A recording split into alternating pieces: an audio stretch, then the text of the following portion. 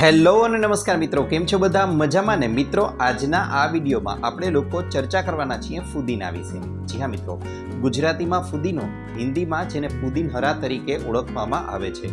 મિત્રો, આ ફુદીનો છે તે પાચનને સુધારે છે, ઉપરાંત અપચો અને ઉબકા આવવાની સમસ્યાઓ રહેતી હોય તો તેને મટાડવામાં પણ ખૂબ જ વધારે લાભકારક છે. આગળ ચર્ચા કરવા જઈએ તો ફુદીનાનું સેવન જો નિયમિત રીતે કરવામાં આવે તો મગજ છે તે સારી રીતે કાર્ય કરી શકે છે. મગજ પોતાનો વેગ છે કાર્ય કરવાનો તે વધારે છે. ઉપરાંત તાવ છે, શરદી છે, તેનાથી પણ આરામ આપવાનું કાર્ય ફુદીનો છે તે સારી રીતે કરે છે. ઉપરાંત શ્વાસની દુર્ગંધ હોય, શ્વાસમાં આવતી દુર્ગંધ હોય તો તેનાથી પણ બચાવવાનું કાર્ય ફુદીનો કરે છે. ફુદીનાનો ઉપયોગ ઘણા લોકો છે તે ચા બનાવવા માટે પણ કરે છે. ફુદીનાને તમે પીસીને પણ નાખી શકો છો અને આખા પાન છે તેનો ઉપયોગ પણ ફુદીનાનો કરી શકો છો. ઘણા લોકો જ્યુસમાં પણ ફુદીનાના પાનનો ઉપયોગ કરે છે. વિડીયો ગમ્યો હોય તો લાઈક કરજો. આભાર.